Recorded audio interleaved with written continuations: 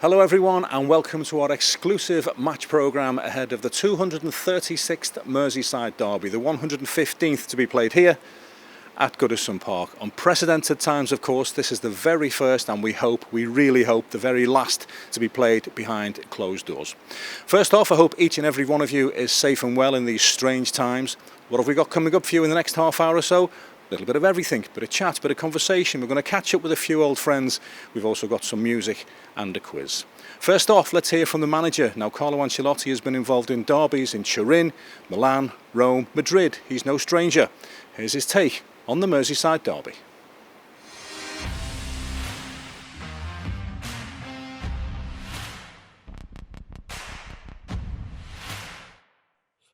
Everywhere, derby is a special game. It's not a normal game. I know everywhere in the world how the supporters look for this game, and I know above all here how the Everton fans look for this game, what they want to see from my team. And so we know really well what we have to do. Do you feel you have to play a perfect game to beat this Liverpool side? I think so. We have to play a perfect game, showing character, showing sacrifice, showing personality.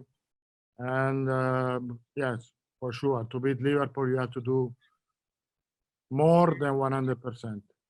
There's the boss, Carlo Ancelotti, looking ahead to the 236th meeting of Everton and Liverpool. Now, Goodison Park on Sunday will be pretty similar to the way it is right now. The game, of course, being played behind closed doors. And an awful lot of preparation work, an awful lot of hard work has gone into making sure that this fixture can be staged here at Goodison Park in complete safety, or as safe as possible.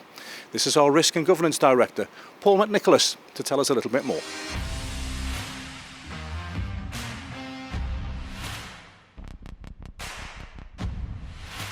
It's actually been really complicated, and I think some of the operations team think it's easier to host a match with 39,500 people than it is to host one with probably 300 and odd. There's been an awful lot to think about. The Premier League have set very strict protocols for the way all football clubs are going to handle and host behind closed doors football. And it really does go down to every detail of the way the operation is set up and the behaviour of people and the way things are going to happen. And so, you know, the operations team, the football operations team as well, and the risk and governance team in particular have done a huge amount of work over the past 3 weeks, really, to make sure that we're fully compliant with everything the Premier League's asking for, and that we're kind of ready to go on Sunday. Have you been in regular daily contact with the Premier League? Because obviously the situation can change at any given time. Yeah, daily contact with the Premier League. We've got an assigned compliance manager and an assigned kind of inspector, really, who works with us. And they're at the training ground on a daily basis, looking at the way we're managing the training setup. And then they've moved into behind closed doors planning mode, and they've been supporting us in making sure we get everything right for the first game and beyond, really, for the rest of the season. Obviously, the stars of the show on Sunday at the Merseyside derby will be the players, but which other facets of football have you had to consider ahead of the match? We've had to consider a huge amount. I mean, you know, we've had to look at the parking configuration when people arrive. The stadium's been divided up into 3 zones, which every stadium in the Premier League will be, depending on whether you've been tested or not. And we've had to look at, you know, how that's all divided up, putting one-way systems in all the way around the stadium. We've had to map out, you know, every seat, every room has to have a maximum number of people that can be in it. We've had to look at, we've built a brand new away changing room and shower area, and our home dressing rooms, changing rooms have had to be adapted as well. So on the day, the first team will use both the away and the home dressing rooms, and then for 15 minutes just before the game, they'll be able to come together in one changing room and have the kind of team talk, and that rule will apply to every team in the Premier League. So there's an awful lot, you know, there's a huge amount. There's a stewarding operation that has to make sure that people behave in the right way and, you know, control the way people move between zones. And yeah, there's just an awful lot to think about, to be honest. But I feel like, you know, I've just been on the walk around Goodison this afternoon, actually, with Alan Bowen, the operations director, and it does feel like we're in a good place. Fingers crossed that we're kind of getting very close to being ready to go. That was Paul McNicholas, Everton Football Club's Risk and Governance Director. Now, of course, in these unprecedented times for everybody, once again, and completely unsurprisingly, Everton Football Club has been at the core of all that is good about working in the local community. The Blue Family Initiative has been an unprecedented success and has helped so many, many people in the local community and far beyond. Here's our Director of Community, Communications and Marketing, Richard Kenyon, to explain a little bit more about the Blue Family.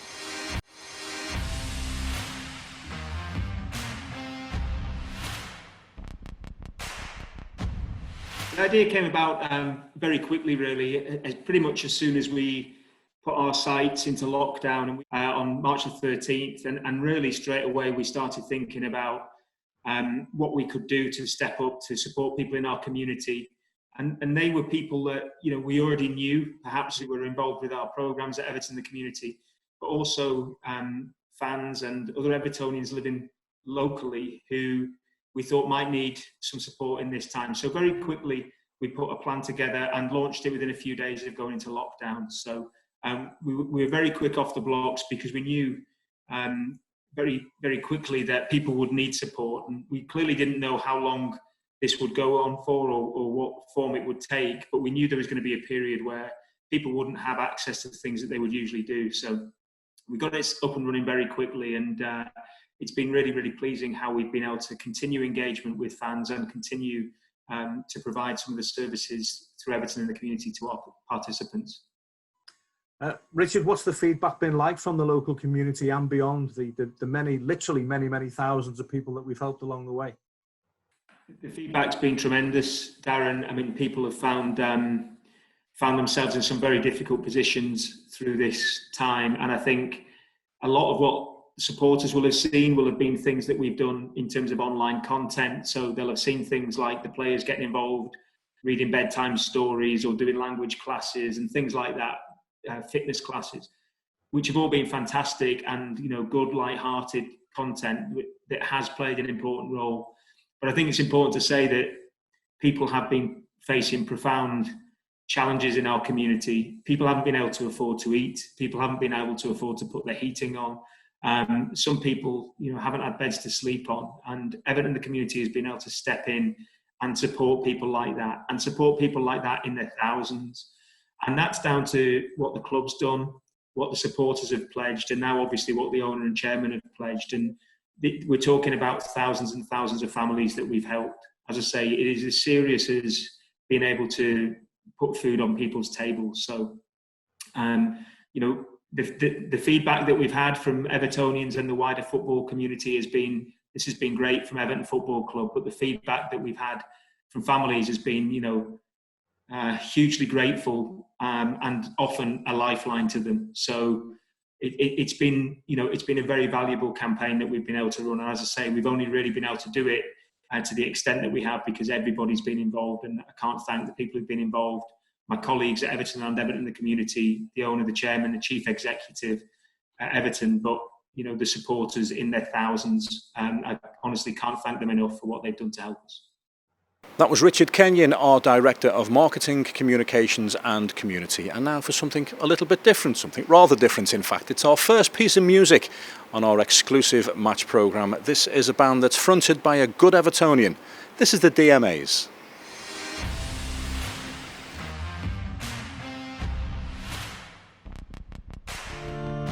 Reasons why I need to care. You can keep my mind at ease. Something overcast inside of me. No one should feel my eye. People that I've known before come and go just like a breeze. Sometimes think they're right in front of me. No one should feel my eye. No one should feel my goal.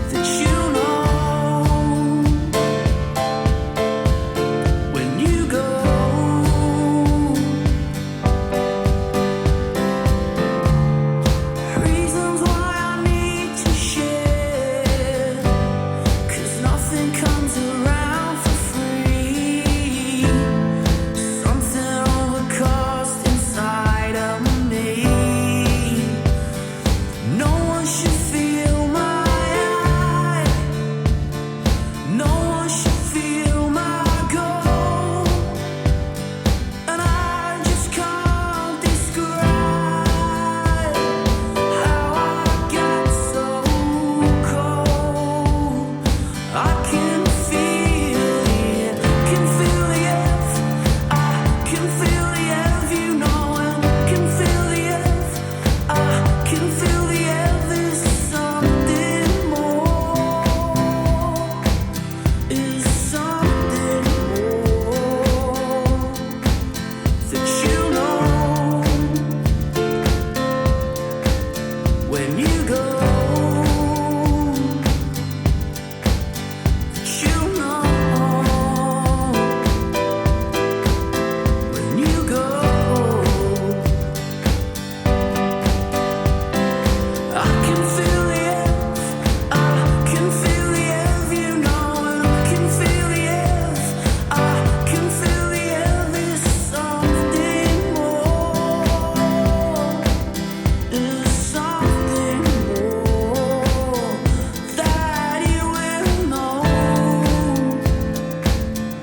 that you will show if you go. When you know, I can feel the air, I can feel the air, you know, and I can feel the air, I can feel the air, there's something more, yeah, there's something more that you will know.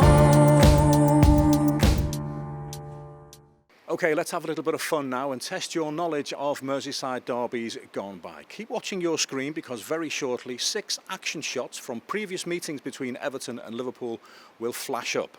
All you need to do is jot down your answers, tell me who the Everton player is and who the Liverpool player is. We'll give you a few minutes to get your answers down and then we'll tell you who they are.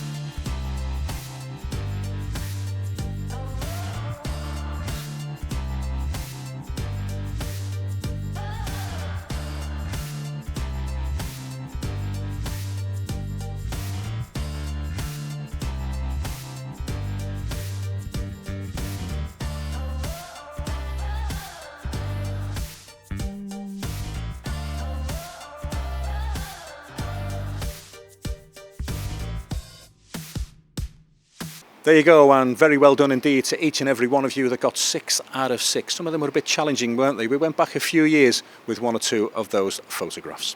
Right, we've already heard from the manager Carlo Ancelotti ahead of the big game on Sunday. Let's now hear from our brilliant Brazilian, Bernard.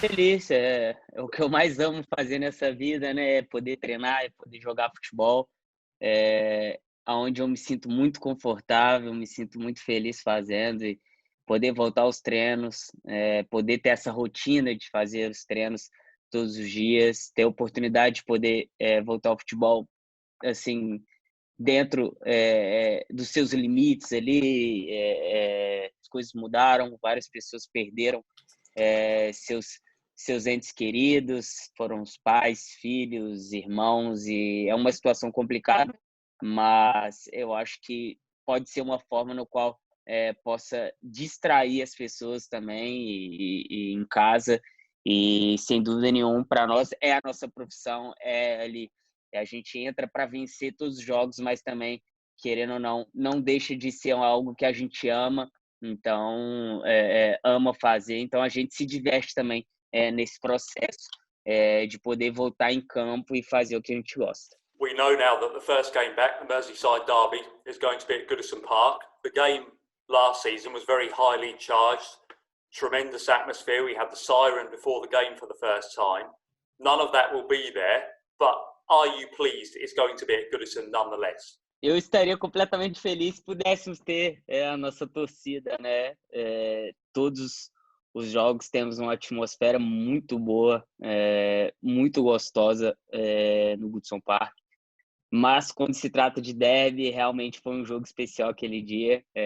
Foi um jogo que tivemos uma atmosfera incrível. Em uma situação no qual eu disse antes que é delicada, né? Uma volta após pandemia, 2 meses sem jogar, é um jogo difícil, complicado, mas como eu disse, como se trata de um derby, sem dúvida nenhuma é uma motivação para mim e eu acredito que para todos os jogadores também. Então, e feliz por saber que vamos poder jogar no Goodison Park essa partida.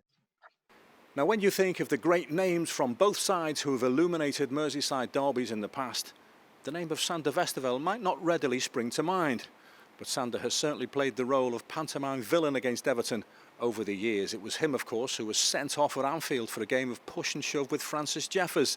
It was also Sander Westerveld who crashed the ball against Don Hutchison at the Gladys Street end in the last minute of a derby here at Goodison, when the referee Graham Poll inexplicably didn't give Everton a goal. Sander Westerveld, of course, played here at Everton and he enjoyed it as well. I caught up with Sander, with Don Hutchison and also Franny Jeffers very recently for an official EvertonFC.com podcast. And I started by asking Sander to recall the night he saw red against the Blues.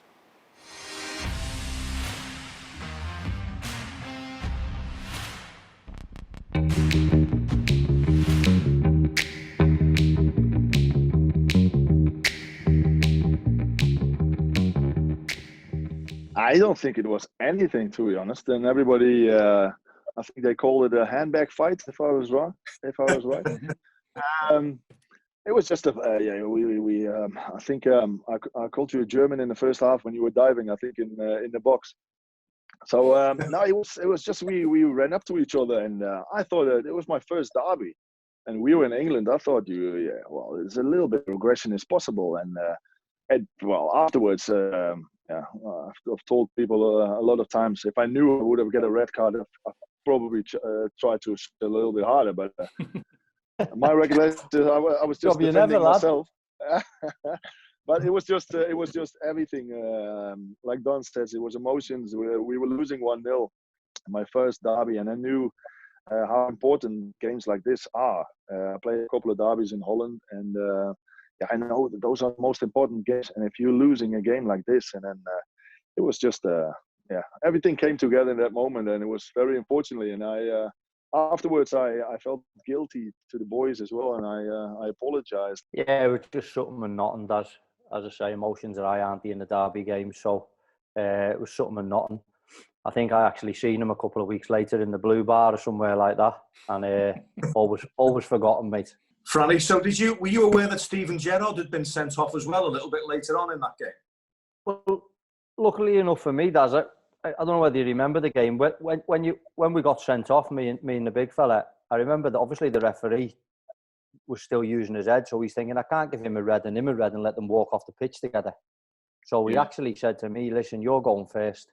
So I knew I was getting sent off, and obviously I knew the big fella was coming, so I was happy that I was going first because there was a chance for me to get in the changing rooms and lock the door quick.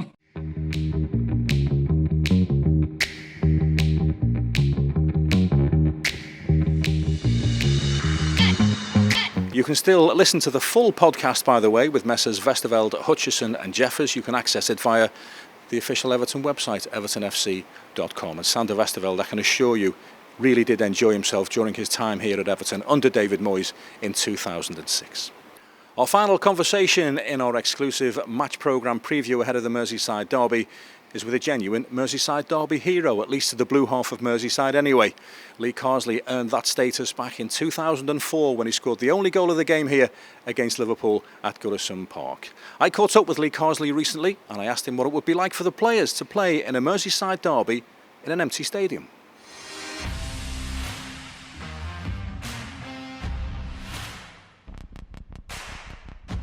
I think obviously the players are going to have to generate their own atmosphere and tempo, and I think that'll be really dictated in the way that they start the game. It's so important that if you try and play Liverpool at their game, they're definitely better than us at that. But we have a lot of strengths. We have a lot of quality in the team, and if we can match their tempo and their energy and their desire, we'll have a good chance as them. Will it be just another Merseyside derby for the players once the whistle blows, Lee, and it's 11 against 11 on the pitch? Yeah, I think it's obviously going to be strange because for me the effect that the fans have on a derby is massive, especially for my experiences. When you talk about a 12th man, all the occasions when we've ever done well against Liverpool or any other team, like that said, you've always felt that the fans are behind you, and I think the players will still be able to sense that the fans are desperate to beat Liverpool. I'm sat 110 miles away from Goodison, and I feel exactly the same. I want us to go out and show the fans what we can do, because obviously there was a lot of good feeling around the club with the new manager coming in, and hopefully we can start the ball rolling. Liverpool are streets ahead at the top of the Premier League table, Lee, but it is a Merseyside derby. What will be the key? How can Everton win this game? Well, I think if our more attacking, more effective players can take their chances when we get them, it's really important all the little things. Obviously people will be looking at the likes of Dom and Richarlison. But potentially the matchman is what might be the centre backs. It might mean shutting out their front three, who were so effective. It might mean our midfielders having to win their personal battles, having to dominate them in the 1v1 situations, and doing all the dirty bits, the blocking, shots, like I say, winning the tackles, winning the headers, winning the second balls, because you want that. It needs to be a really high tempo.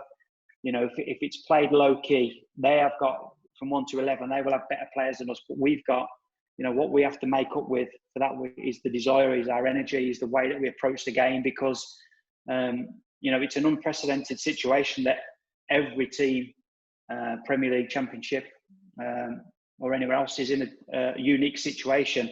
And it'll be interesting to see if the physical capabilities are there for the players. I've seen a lot of managers talking about 3 or 4 weeks or whatever it's been now to prepare a team.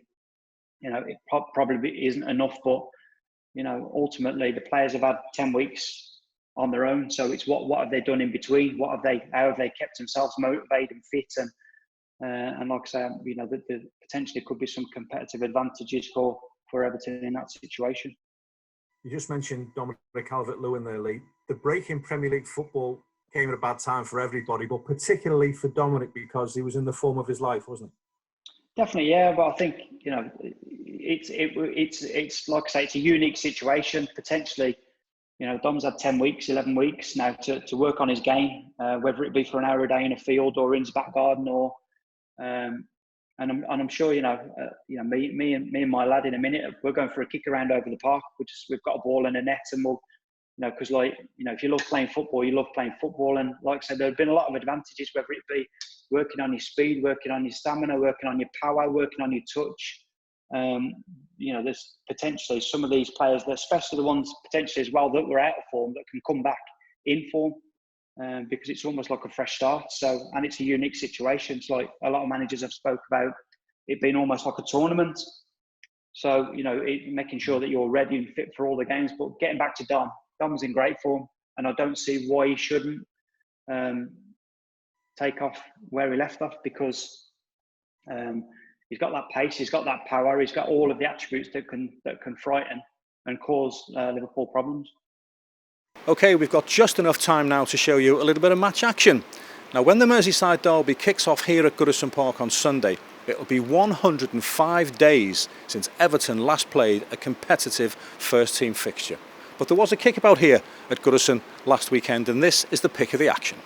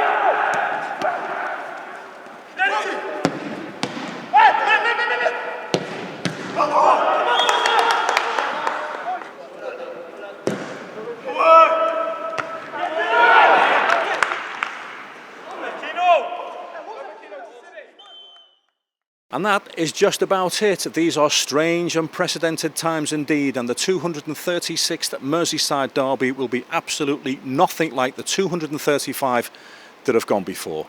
The safest way to enjoy the action is to stay home. Thank you so much for joining us for our exclusive match programme preview.